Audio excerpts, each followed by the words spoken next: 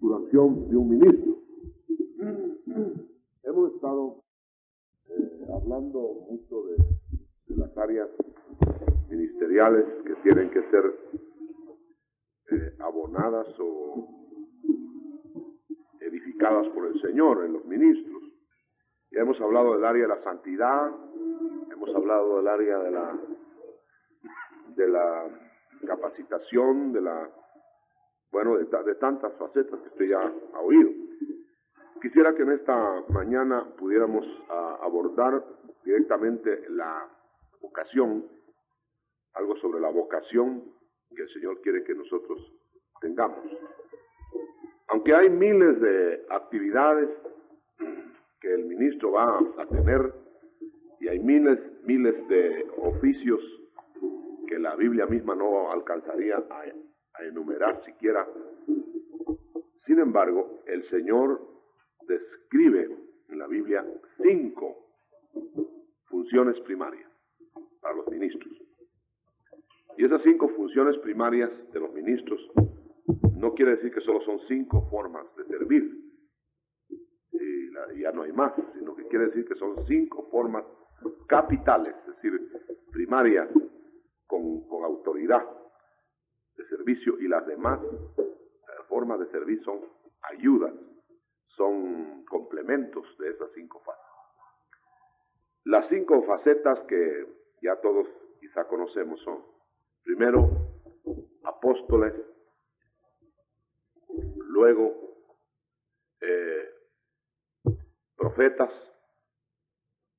enseguida evangelistas, o pastores, enseguida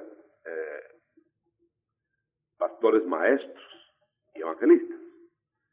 Bueno, alguien ha puesto los dedos de la mano como un ejemplo, que el pulgar es el apóstol que está asistiendo a los otros 4 ministerios, que el índice es el profeta que señala, usted sabe, para didáctica esto más que otra cosa, el dedo medio, el más espectacular, es el evangelista, el dedo anular es el del amor del corazón, es el del pastor, y el dedo meñique es el del maestro, que abre los oídos, ¿verdad?, de la gente. Bueno, para que se nos quede lo menos, ¿verdad?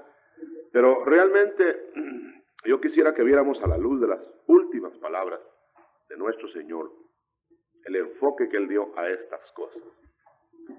Primero quisiera que con usted compartiéramos en el Evangelio de San Lucas final. Entonces viéramos ahí, hermano, la base de poder. O sea que nunca se dio de parte del Señor un ministerio en la iglesia. Acuérdense que estamos hablando de la iglesia, no estamos hablando de instituciones humanas, ni estamos hablando de salvos nada más, sino de iglesia como institución. Entonces, jamás el Señor planeó ministros sin poder. Y lo vamos a ver aquí en el Evangelio de San Lucas. También podemos decir que nunca en el Nuevo Testamento, y ojalá que no se tomen ejemplos antiguos testamentarios para contradecir, nunca en el Nuevo Testamento se instituyó ministerios sueltos. En el Antiguo Testamento sí había un Samuel funcionando por allá, otro por allá y otro por allá, y no, tal vez ni se conocían entre sí, y hablaban de parte de Dios. Eso desapareció en el Nuevo Testamento. En el Nuevo Testamento es una estructuración dentro de los ministros. Es decir, como la mano, no pueden haber dedos sueltos, no puede haber un profeta suelto que no tenga conexión con un apóstol, con el resto de la mano. Lógico, hermano. Y las grandes herejías que Satanás ha levantado, las ha tomado de dedos sueltos, y sobre todo de profetas. Profetas como José Smith, un dedo suelto. Parece que él, tuvo visiones, etc. Ya no vamos a discutir eso, pero son gente suelta, sin una cobertura, sin una estructura. Bueno, ya dicho eso, miremos la base entonces del ministerio que el Señor instituyó, o de los ministerios que el Señor instituyó todos, los 5, como una base de poder. Es decir, fue cuando el Señor les dijo, ustedes, vamos a ver en el San Lucas la parte final. Dice que el Señor estaba ya para ascender, 49 del capítulo 24. Entonces el Señor, noten bien, hermano, yo quiero que lo noten bien, este es un estudio, no estamos en un sermón. Así que, y después vamos a dar lugar a las preguntas. Usted puede anotar las dudas ahí que usted tenga y las junta para el final, vamos a dar tiempo. Pero ahora en la exposición, note usted, vuelvan ustedes a Jerusalén.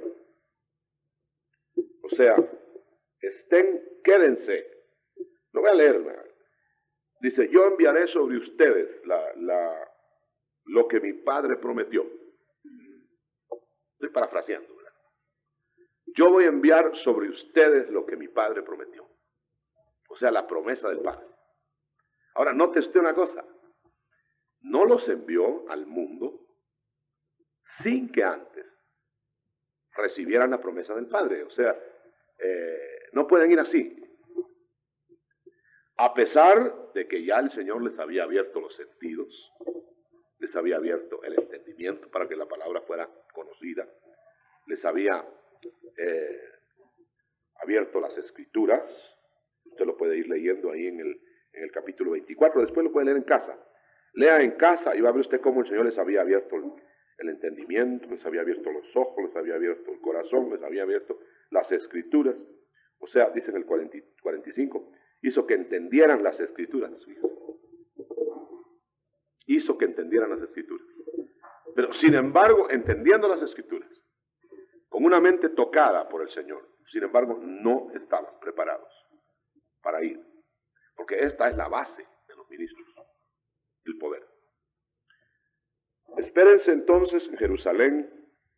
Ustedes van a ser testigos de todo esto.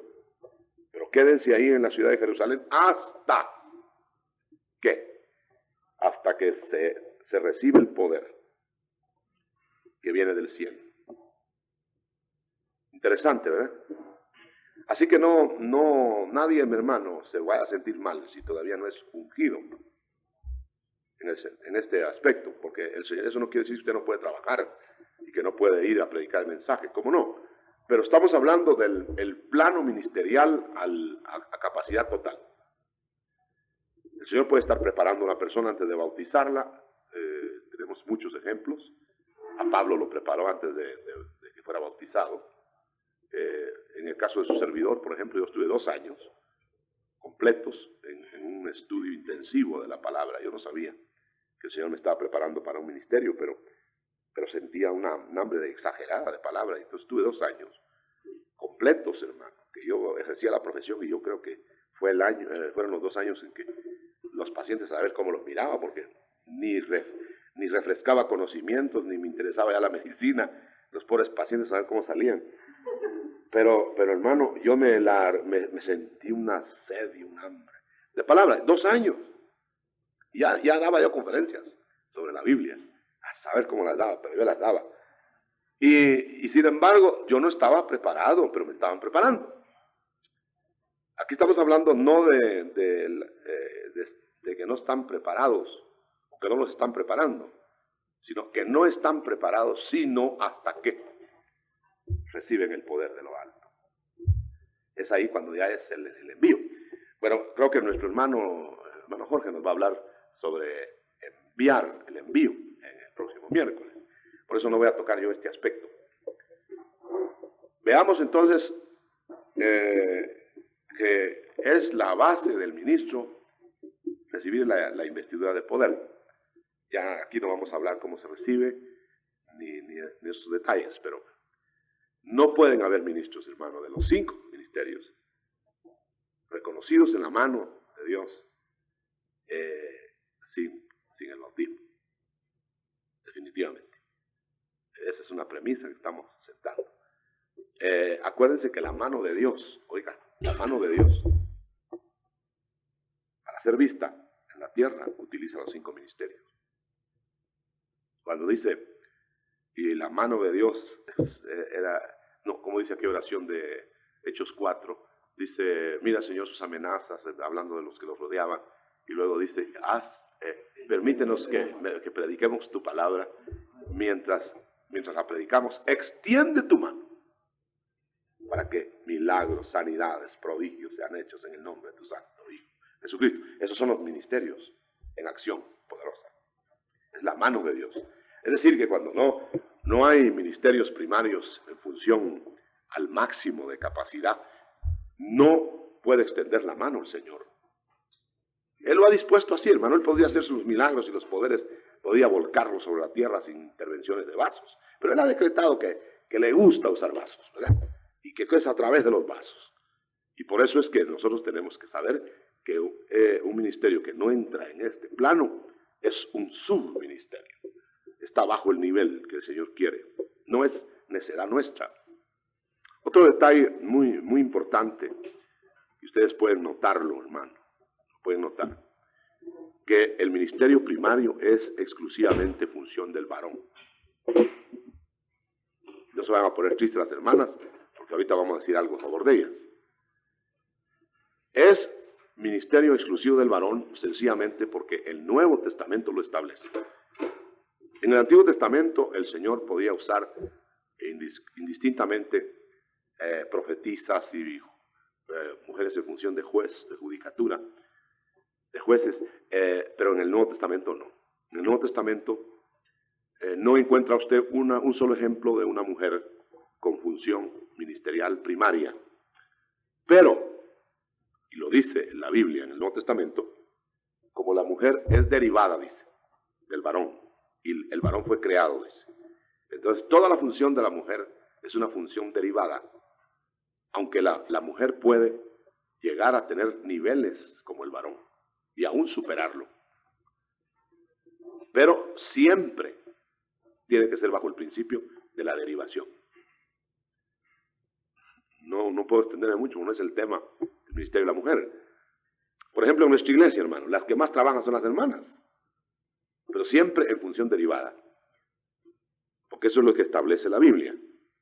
No es casualidad que no haya entre los 12 una apóstola, ¿eh?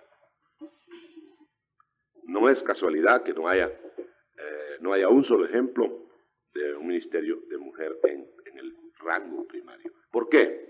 Porque los rangos primarios de ministerio toman autoridad, son ejecutivos del Señor. Y el Señor ha decretado, y no se podría contradecir a sí mismo, diciendo que la mujer no tome autoridad sobre el varón, y nombrándola al mismo tiempo ministro con autoridad sobre el varón. Es sabio el Señor, ¿verdad? Ahora, claro, hay muchos subterfugios y hasta se contristan algunas gentes, pero realmente esto no lo escribimos nosotros, no lo establecimos nosotros, sencillamente lo estamos comunicando.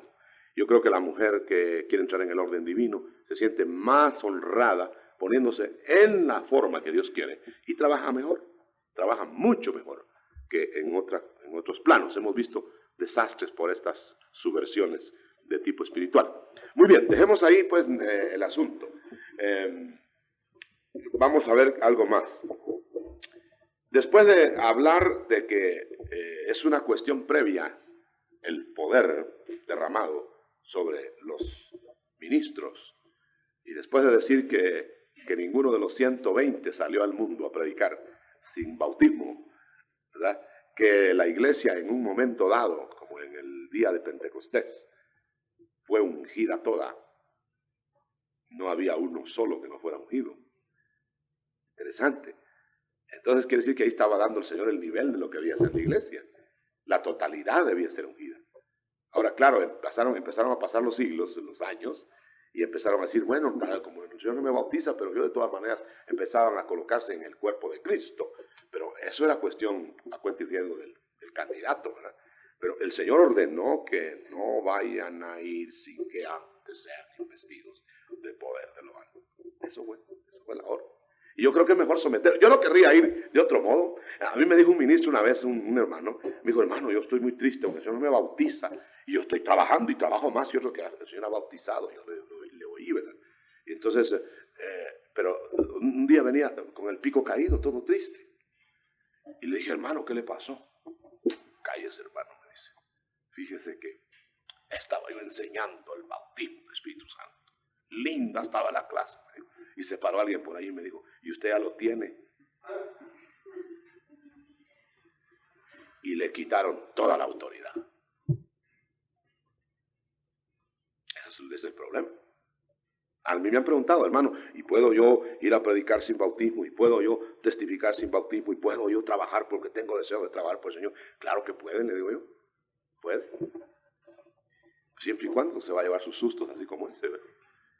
Porque se pierde autoridad si nosotros no estamos en la capacitación que el Señor nos ha enviado. Dejemos ya San Lucas. San Lucas entonces es una demostración del pasaje pues, que acabamos de ver, de que los ministros deben ir bautizados con el Espíritu Santo para ser verdaderos ministros del rango de ministerios primarios. Quizá dejé algo botado ahí, hermano.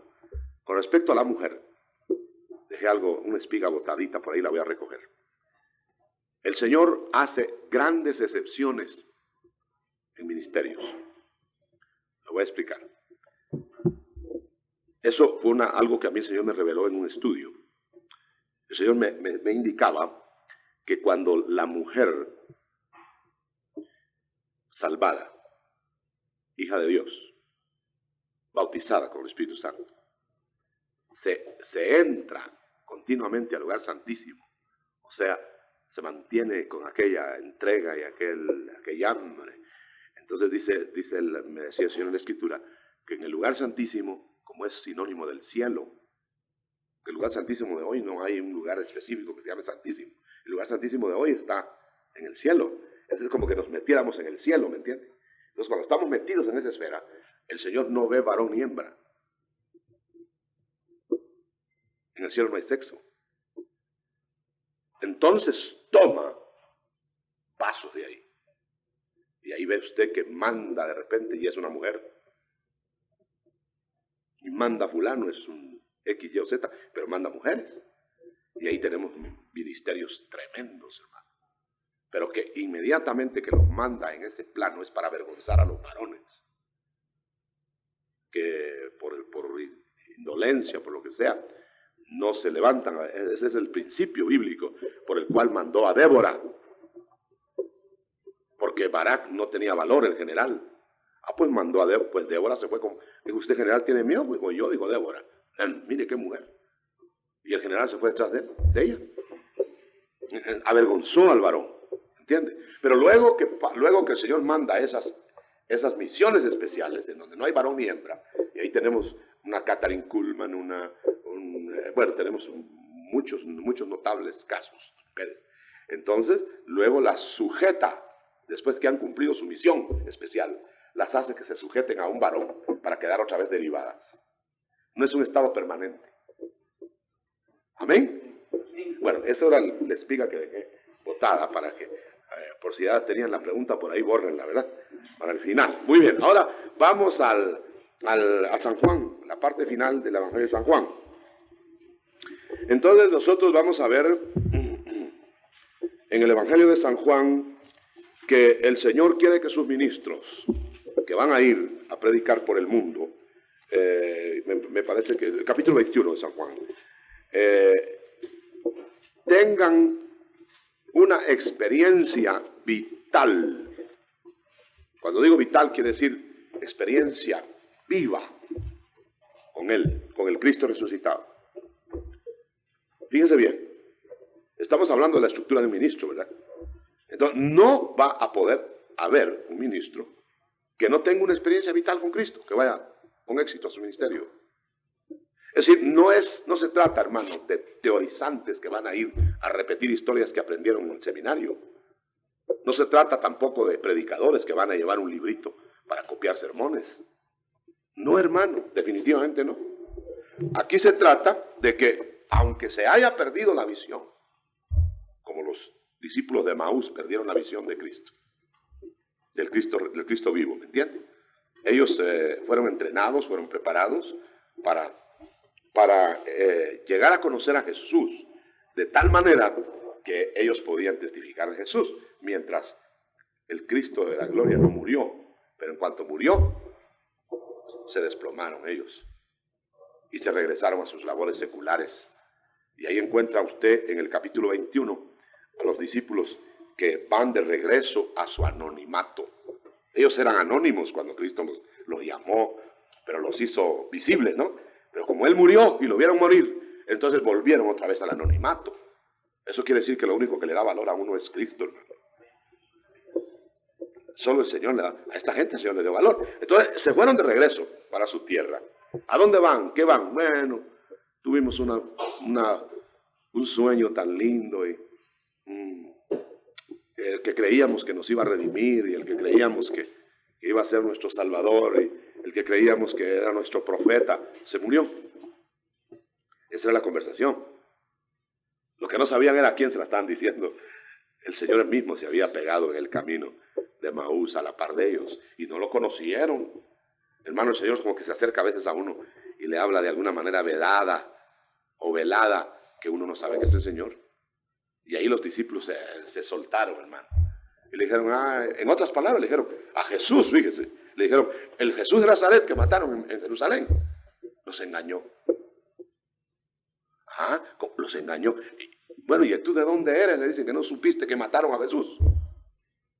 Le estaban diciendo a Jesús en el camino de Maús. Y nótelo, nosotros estamos decepcionados, en otras palabras, porque lo conocimos tan bien y luego lo mata. Bueno, a lo que yo quiero oír es a lo siguiente. El Señor iba con ellos y no lo habían conocido. Cuando el Señor se les revela, y esto es muy importante, al revelarse el Señor, hermano, yo creo que esto de los discípulos de Maús, ¿dónde estaban? Sí, perdón, no, estoy viendo en San Juan, pero me equivoqué de cita, hermano, perdone. Todavía es San Lucas, entonces, porque estamos hablando de la necesidad. Segundo punto, perdone que yo no preparo los estudios, hermano, eso es me disculpan, no puedo hacerlo, no lo hago así. Entonces a veces me vienen las ideas y usted las ordena, hermano. Pero estamos pues en el pasaje de que, todavía en San Lucas, otra faceta, repito, de que el discípulo que va a ir a predicar el mensaje tiene que estar capacitado por una experiencia viva y personal de Jesús. Entonces, hasta que el Señor se le revela y le dice que Él era, entonces los discípulos regresan de Maús a Jerusalén, avivados, renovados. Ahora sí van en capacidad de ser testigos del Señor. ¿Por qué? Porque podían asegurar que lo habían visto vivo. Entonces, en otras palabras, está resucitado Cristo. Eso es básico. Pero claro, hermano, nosotros ahora no es asunto de haber visto la resurrección, pero de tener una experiencia tal con Jesús que usted pueda decir que está vivo. No sé si me estoy explicando. Por ejemplo, usted debe tener alguna razón por la cual puede asegurar que Cristo está vivo, porque no lo vimos resucitar. Aparte que el Espíritu Santo nos dice que resucitó, ¿me entiende? Pero usted debe tener alguna experiencia viva de que Cristo resucitó. ¿Quiere que le diga la mía? Porque no sé la suya. Yo le digo la mía. Cambió mi vida, me abrió las Escrituras súbitamente, lo vi en visión, me contesta las oraciones. Bueno, yo creo que son suficientes ya para saber que está vivo. Es como cuando Pedro y Juan van con aquel cojo que estaba sano y aquella multitud que había gritado, crucifiquen a Jesús. Es la misma multitud. Cuando vieron a Pedro y Juan ahí con el cojo sano, ¿verdad? Entonces le dijo Juan a la multitud, o Pedro, este Jesús que crucificaron ustedes ha sanado a este hombre. Entonces entendió la multitud que Jesús entonces no estaba muerto, a pesar de que lo habían matado. O sea que son pruebas de la resurrección. Por eso es que dice en 1 Corintios 1, aleluya. Busque 1 Corintios 1, hermano, ya me estoy emocionando, esto está bueno. Mire, dice ahí en el capítulo 1 de 1 Corintios, verso 6. Así como el testimonio acerca de Cristo ha sido confirmado en vosotros, de tal manera que nada os falte en ningún don. Eso quiere decir, hermano, que aquella iglesia primitiva, el testimonio de Jesucristo les había sido confirmado. Porque ellos no conocieron a Jesús. Posiblemente muchos de los que están leyendo las cartas de Pablo por primera vez, allá en aquel tiempo, pues posiblemente fueron de los que creían que Cristo era un engañador, que lo habían matado. Pero ahora, ¿qué había pasado? Habían recibido a Jesucristo, les habían cambiado de las tinieblas a la luz, les había botado toda su lastre, toda su idolatría. Y ahora resulta que Cristo venía y les confirmaba el testimonio de estar vivo. ¿Cómo? Con los dones. O sea que cuando usted, por ejemplo, se le manifiesta un don, Cristo le está confirmando su testimonio, que está vivo. ¿Me entiende? Yo me recuerdo, hermano, cuando yo recibí el bautismo, me recuerdo bien que cuando empecé a hablar en lenguas, primera vez por supuesto, y yo había atacado las lenguas y todo eso, dije yo, el Espíritu Santo está en mí. Alguien está tomándome la lengua. Y yo me sentí tan feliz. Estaba ya en mí antes de que hablara en lenguas, hermano. Pero yo no lo sabía hasta que tomó mi lengua. Es decir, se me hizo real. Amén. Ahora, note una cosa, y esto es también un detalle bastante importante. Cuando el Señor se fue, ascendió, fíjese usted, los discípulos lo vieron irse hacia arriba. Y una nube dice que lo tomó y desapareció. Pero como les había dicho, cuando yo llegue a la diestra del Padre, les voy a enviar lo que el Padre me ofreció y va a venir sobre ustedes el Espíritu Santo, ¿me entienden? Pero váyanse a la ciudad de Jerusalén. Entonces salieron ellos a la ciudad de Jerusalén. Y allá estaban esperando. Y pasaron 10 días. Ahora, fíjense, ellos conocían a Cristo. Pero se les había ido, pero solo vieron la salida. No vieron la entrada a la diestra del Padre. Y estaban ahí esperando, hermano. ¿A qué horas llegará el Señor? ¿A qué horas llegará el Señor? Cuando se vino el cielo sobre ellos. ¡Ya llegó! ¡Aleluya! Ya llegó. Porque dijo que cuando llegara, enviaba. Hermano, qué tremendo. Es el testimonio de Jesucristo sobre nosotros. Eso me recuerda una historieta muy bonita, muy sencilla, pero que dice lo mismo. El papá dejó así chiquito así en la primera planta de la casa, y empezó a subir las gradas. Y el chiquitillo quería que le dijera algo, pero se fue el papá para arriba. Solo vio que subió las gradas. Pero el muchachito se quedó, ¿y mi papá qué se haría? Pero oía los pasos arriba. Ahí está. Como solo lo vio subir ahí, no sabía para dónde se había ido, pero oía los pasos. Hermano, nuestro Cristo se fue. Una nube lo tomó. ¿A dónde se iría? Pues él dijo que al cielo y a la diestra del Padre, pero que al llegar allá iba a hablarle al Padre. Padre, mira, envía la promesa sobre aquel. Y uno está abajo esperando, ¿a dónde estará el Señor? Y de repente se viene el cielo sobre uno. ¡Ya llegó! Ya me puso en la lista. Gloria a Dios. El testimonio de Cristo, confirmado en nosotros. O sea que el bautismo y los dones del Espíritu, lo sobrenatural, hermano, es lo mismo que le pasó a Cristo en el Jordán.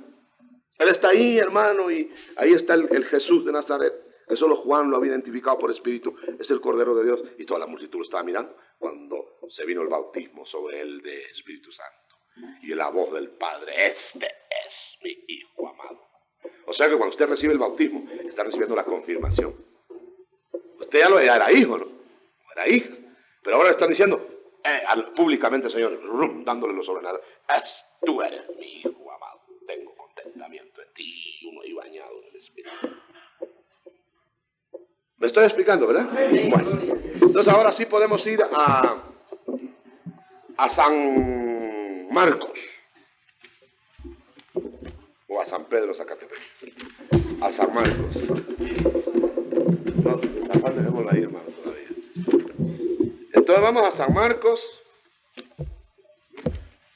Y entonces encontramos ahí que el Señor, antes de irse, prepara a sus evangelistas. O más bien insinúa su último mensaje para los evangelistas. Por eso a los evangelistas les gusta mucho San Marcos 16, ¿verdad? Y es su base de los evangelistas. En el plano escritural, porque hay evangelistas que no están en el plano escritural, que odian Marcos 16, porque no tienen las señales. No es por otra cosa. Si las tuvieran, lo amarían. Pero oigan, lo voy a leer. Dice que entonces, después que el Señor, San Marcos 16, desde el 17, dice la Escritura así, vayan por todo el mundo, 16:15, vayan por todo el mundo, anuncien a todos este mensaje de salvación. Este es evangelismo. Es evangelismo. No está diciendo enseñen la doctrina y expliquen esto y aquello. No, nada más díganle que si no se... Ya tienen 8 días de estar en una ciudad, ya les comen las plantas de los pies por irse. Aunque sea a pie se van. O vía Panamérica, si pueden, ¿verdad? Pero se van. Porque les ponen alas en los pies. Esa es la vocación. Entonces vayan por todo el mundo. Váyanse, no estén inmóviles ahí.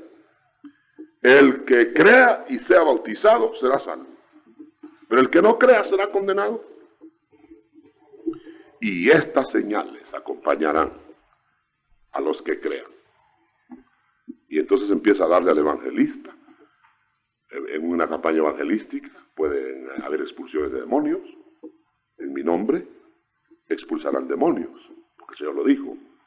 Y luego dice, en una campaña evangelística pueden haber bautismo del Espíritu Santo.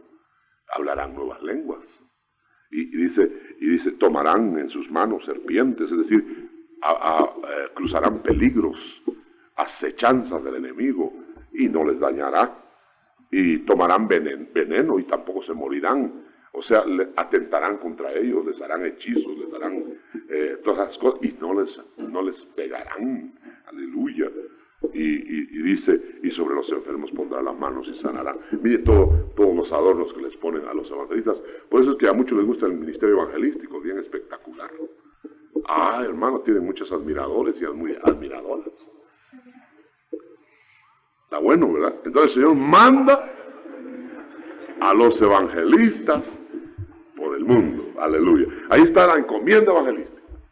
No se compliquen la vida, háganlo así. Vamos a San Mateo 28. Ahora en San Mateo 28 tenemos la encomienda de tipo pastoral y de tipo maestro. Para los maestros, para los pastores, para los que van a ser apóstoles, y diríamos aún profetas, ahí tiene su cabida, porque esto sí es una encomienda mucho más delicada, hermano. Entonces el Señor les dijo a los discípulos cuando se fueran por el mundo, leamos el verso 18 o 19, ustedes vayan por toda la tierra, por todas las naciones, instálense en cualquier lugar. Y ustedes van a ser discipulado. Esto ya no le toca al evangelista. Esto no le toca tampoco, digamos, al profeta, aunque puede también en alguna forma, porque lo que estamos diciendo son las vocaciones mayores, hermano. O sea que un enviado del Señor puede funcionar en los 5 ministerios de repente, pero tiene un ministerio prominente sobre los demás. Es decir, un zapatero de repente puede hacer una silla, ¿verdad?, en su casa, pero no es hacer sillas lo que él sabe, es hacer zapatos, ¿verdad? Entonces, hay una función prominente en la vocación. Ocasionalmente podemos hacerlo. Yo me recuerdo cuando la iglesia empezó acá, hermano, yo daba la bienvenida, yo era diácono, yo era diaconisa, yo de todo hacía, mis hermanos. Y le confieso que hasta café iba a hacer para los hermanos. Vaya. Quiere decir que hay vocaciones en que uno tiene que funcionar de esa manera. Pero ya cuando la vocación está establecida y hay manera de repartir el trabajo, uno se establece en lo que le gusta, en la vocación. Y no hay mejor manera de funcionar, hermano, que en la vocación. Pobre el que lo ponen a pintar y no quiere pintar, hermano. Pobrecito, ¿verdad? El que lo ponen de maestro, hermano, y él no quiere enseñar. Ese pobre pasa una hora triste y los alumnos peor. Pero que si está en la vocación, yo me recuerdo, hermano, que yo tuve un maestro que a mí no se me olvida en la Facultad de Medicina. Tremendo. Fíjese que era tan vocacionalmente maestro que daba como en segundo año de medicina, daba una clase. Hasta los que ya estaban saliendo de médicos iban a oír la clase de ese maestro. Porque era una cosa especial. Nadie se perdía la clase. Era una cosa maravillosa. ¿Qué maestro? No se me olvida todavía. Y también me recuerdo unos maestritos, hermano. Que decía yo, oye, a recibir clases llegaban de uno. Los alumnos mismos los enredaban. O sea, hay malos y buenos, pero en el caso acá, el Señor quiere que nosotros vayamos en la vocación. Y aquí dice, vayan ustedes y hagan discípulos. Ahora, en esta encomienda que el Señor hace, dice que les hagamos práctico el mensaje de enseñanza. Por ejemplo, le estamos diciendo, mire, hermano, el Señor ordenó que se bautizara. ¿Y cómo, hermano? Pues así. Pues mire, nosotros deseamos bautizar. ¿Cómo, no? Solo terminamos la clase y nos bautizamos. A bautizarnos. ¿Me entiende? Es un discipulado teórico-práctico. Nunca va a haber un verdadero maestro de la palabra, ni nunca va a haber un verdadero pastor que no haga práctico el evangelio a la gente. Esos sabiondos, hermano, que ni ellos mismos entienden lo que están diciendo, esos no son siervos, hermano. Ellos están exhibiendo sus conocimientos con palabras rebuscadas de diccionario. Lo que debían de llevar en vez de Biblia es diccionario. Si nosotros hemos sido llamados a enseñar, hermano, ¿qué es el maestro qué es el buen maestro sino aquel que hace sencillo lo difícil? Yo no quiero un maestro que diga yo, qué maestro, no entendí ni su nombre. Yo he oído gente en las iglesias dice, qué predicador, dice, ese sí, dice, no le entendieron nada, hermano, porque habló profundo y palabras largas. Vamos al mejor de los maestros, al Señor Jesús. Hasta los niños lo entendían. Y era que le faltaba sabiduría, que le faltaba ciencia. Hermano, él hubiera podido disertar de los módulos que van a la luna. Él hubiera podido disertar sobre las constelaciones. ¿Pero para qué? Es perder tiempo. Las constelaciones que vayan a la cosmografía, allá a la escuela. Y para hablar de cosas grandes así, científicas, que vayan a la universidad. En el púlpito, hermano. No es cuestión de estar disertando sobre eso. Yo una vez oí a un predicador, hermano, se disertó toda la mitología griega en el púlpito. Y que Penélope y que no sé cuál. Ay, todo el mundo como lee. Y yo dije pues dentro de mí, pero las escrituras sí que no las lee.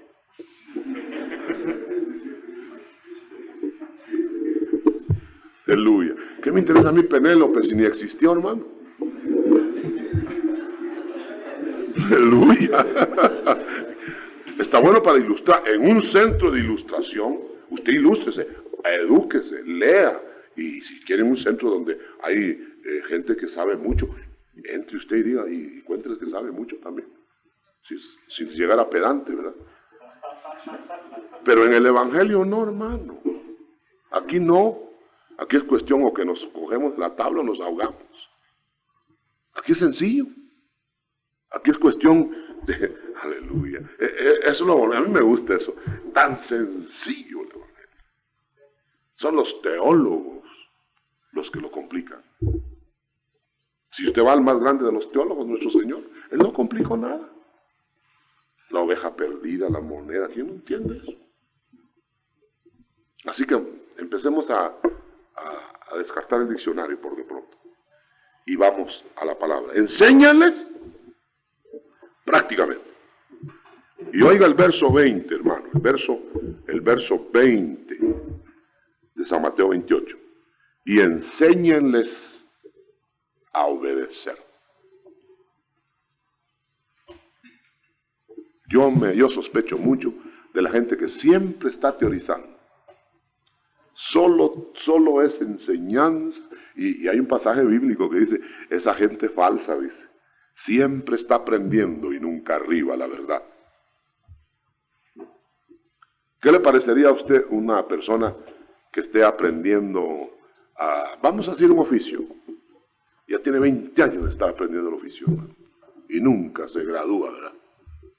Y ese sí que está aprendiéndolo bien el oficio, ¿verdad? Solo que cuando lo sepa se va a morir ya. Todo tiene su lugar. Todo tiene su lugar. Hay tiempo para aprender, tiempo para enseñar, etcétera. Entonces nosotros, hermanos, no vamos a ser teóricos. Enseñémosles a guardar, a obedecer. ¿Cómo?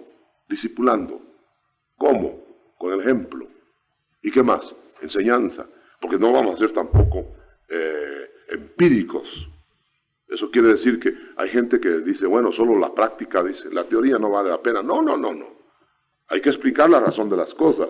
Por eso el Señor disertaba y enseñaba y después hacía los milagros. Les ponía base a los milagros. Y el verdadero maestro explica, dice las cosas, pone la base.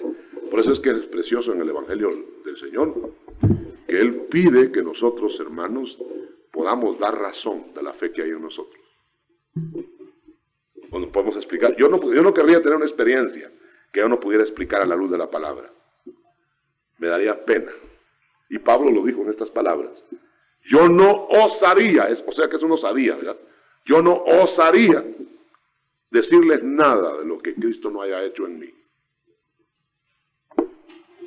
Yo no querría estar hablando de algo que no he experimentado, en otras palabras. Y la Escritura es así. El Señor Jesucristo habló de la muerte, experimentó la muerte. Habló de la vida, experimentó la vida. Habló de las provocaciones del enemigo, las tuvo. Habló de las tentaciones, las tuvo. Solo que sin caída, ¿verdad? Sin ceder. Gloria a Dios. El verdadero maestro es el Señor y Él enseñó cómo discipular. Enseñándoles a obedecer. Usted sabe que hubo maestros muy abundantes en los días de Cristo, fariseos, y ellos, el Señor dijo de ellos, los oí hablar, hermano, yo creo que, usted sabe que hay gente que habla pico de oro, ¿verdad? Que se queda uno, dice uno, ¿y de dónde saca esa la manera de hablar? Y en los días del Señor hubo picos de oro, y el Señor ha de haber oído a alguno de ellos. ¿Y sabe qué les dijo a los que estaban oyendo después de haber oído el pico de oro? Les dijo, mire, hagan todo lo que dice ese Señor. Qué tremendo, qué bonito. Pero no hagan lo que hace.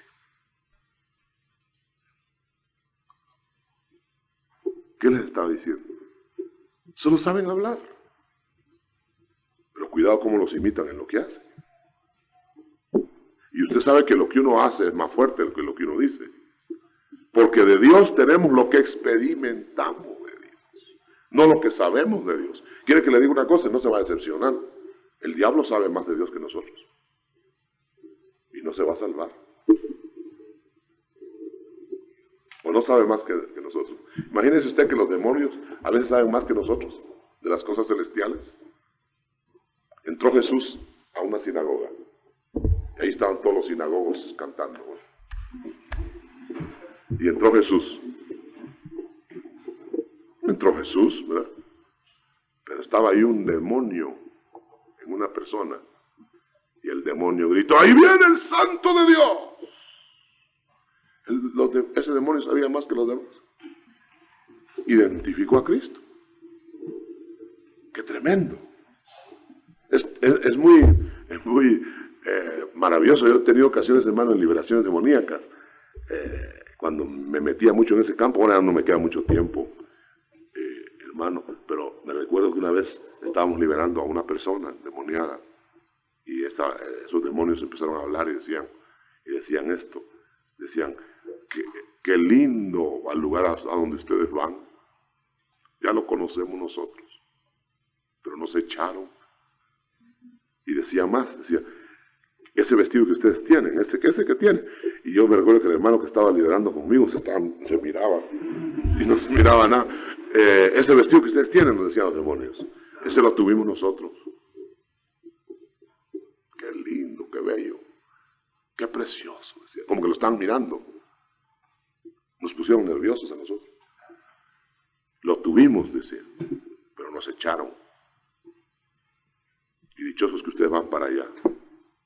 Entonces, con esto le quiero decir, hermano, que qué cosas mirarían, qué cosas contemplaron. El demonio no era el ángel cubridor, hermano. Era el que guardaba los secretos de la divinidad. Era el ser más elevado después de la divinidad.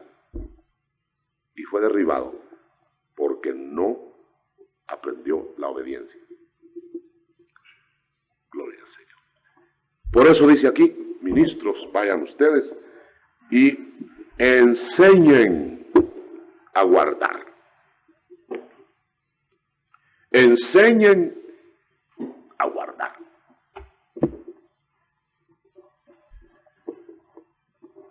La verdadera iglesia del Señor y el verdadero ministro no se acomoda. Por eso es muy, muy delicado que los ministros dependamos de la gente. O vamos a depender por influencia, es decir, falta de personalidad ministerial, o vamos a depender por ayudas económicas, y entonces el problema se complica, porque entonces uno ya mira, y pues si le va a caer mal y se me va a ir, no, mejor no le digo. Y ya se arruinó el ministerio. Porque hemos sido mandados a enseñar, a obedecer. Entonces nosotros le vamos a decir al otro, mire, usted tiene que obedecer. Ah, no, pero si dice que... No, usted tiene que obedecer porque aquí dice que tiene que hacer eso. Ah, pues entonces me voy. ¿Lo vaya bien? ¿Me entiende? Fíjese que el Señor da el ejemplo. Ahí estaba con todos sus discípulos. Y empezó a hablar fuerte. Empezó a hablar fuerte. Y empezó a dar palabra profunda. Y alguien dijo por ahí entre los discípulos, no, esta palabra sí ya de una vez nos están echando. Vámonos. Y se volvieron atrás, dice, y no volvieron a andar con él. San Juan 6:66. Y se fueron. Y entonces el Señor, sabiendo que aquello era la palabra dura, es la palabra de piedra de toque para el verdadero discípulo, entonces se volvió a sus 12. Y los 12 estaban temblando, mirando que todos iban desfilando, hermano. Y el Señor ha de haber visto la intención en más de alguno de ellos de también. Judas era el primero que estaba haciendo maletas. Dijo, esta es la oportunidad de irme, ¿verdad? Y entonces el Señor le dijo, ¿se quieren ir ustedes también? Mire qué Señor más maravilloso. Él no estaba con que no me abandonen, y no se me vayan a ir, y entonces al fin ¿cómo voy a comer? ¿Se quieren ir ustedes también? Miren cuántos se están yendo, ¿se quieren ir?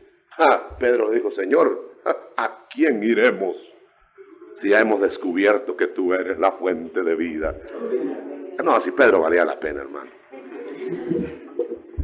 Y le dijeron al Señor, Señor, nosotros hemos creído que tú eres el Salvador del mundo.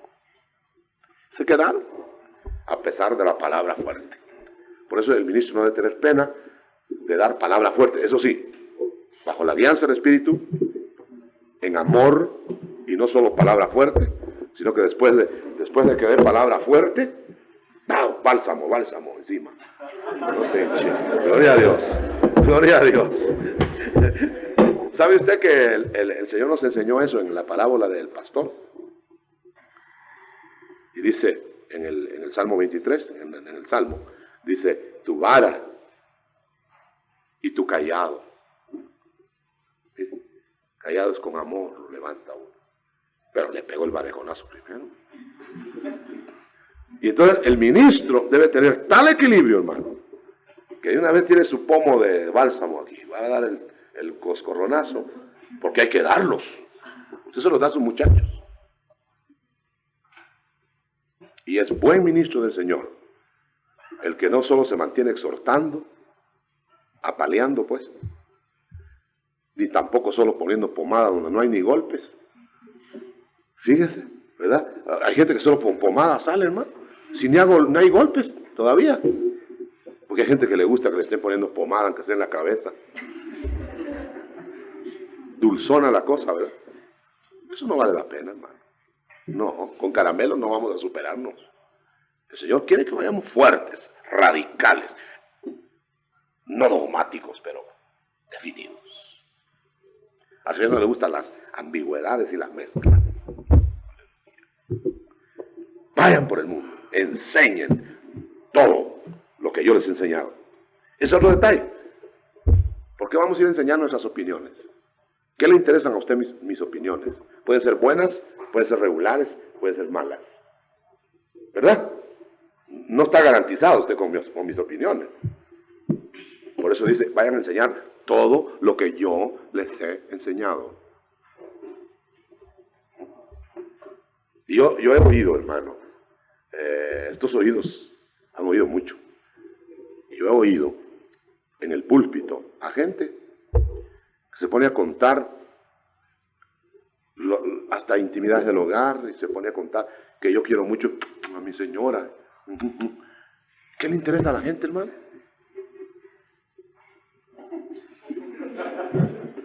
Se lleva del sermón de 45 minutos, 40 minutos están hablando de él y de su señora, y de su casa, y de sus muchachitos. Y el resto regañando, apaleando. Nosotros no somos mandados a contar historias de nuestra vida.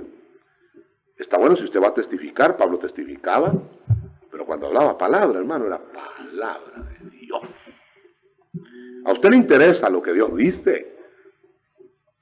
A usted le interesa, claro, si hay un ejemplo por ahí que uno no tiene a mano otra cosa que lo que uno está viviendo, pues suéltelo. Pero no se ponga a decir que no tiene para los frijoles hoy, porque usted está pidiendo. Fíjese que no me alcanzó para un vestido que quería comprar hoy. Hermano, que toda esta mañana hubiera venido, hermanos, fíjese, tengo ganas de un corte de Saúl Méndez. Vengo suspirando. Hermano, ¿qué le interesa a usted ni Saúl Méndez ni mi corte? ¡Aleluya! Pero a usted le interesa y usted viene acá porque quiere oír palabra de Dios.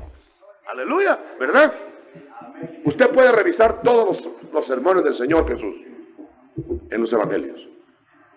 Él no ocupó tiempo para enseñar ni ciencia siquiera. Y Él es el padre de la ciencia. ¿Qué enseñó? Escapen por su vida. Sálvense. Aprendan a lo que el Padre quiere. Y dijo una vez, y esto condensa todo lo que es un verdadero ministerio. Padre, le dijo, las palabras que me diste, esas les he dado. Y dijo otras frases más lindas. Dijo, el que quiere su propia gloria de sí mismo habla. El que quiere la gloria del Padre habla lo que el Padre le dice que hable. Así que cuando oiga usted gente que habla de sí mismo, que tremendo, ese quiere su gloria. Ese quiere que le digan que qué erudito es, que qué elevado es, que qué santo es. Ese quiere su gloria. Pero el que habla del Padre, hermano, y le da la gloria al Padre y honra al Padre, ese es el verdadero ministro. Bueno, ya me emocioné de esto. Es lindo esto. Ahora, mire, hermano. Entonces, en San Mateo instruye para la enseñanza, para el discipulado, enseñándoles a guardar todas las cosas que os he mandado, y aquí yo estoy con vosotros todos los días hasta el fin del mundo. Eso quiere decir, hermano, que un ministro que no enseña lo que el Señor dijo, el Señor no lo acompaña. Y lo que va a hacer es que le va a quitar su candelero y lo va a dar a otro. Resumamos porque ya vamos a dar lugar a preguntas. Evangelistas, vayan por el mundo y evangelicen. Ministros que van a ser profetas, que van a ser cualquier pastores, etcétera, conozcan bien a Jesucristo antes de irse. Llénense de poder. Y los que van a ir a discipular, primero sean buenos discípulos antes de pretender ser maestros. Como aquel dicho, ¿verdad? Que no va a ser buen esposo el que no es buen padre, o buen hijo, perdón. El que no aprendió a ser sujeto en el hogar, va a ser mal esposo. El que no tuvo sujeción no va a poder, el que no estuvo en sujeción no va a poder sujetar. Por eso es que el Señor manda y dice que nosotros sepamos gobernar nuestra casa para poder instruir en la casa de Dios. Amén.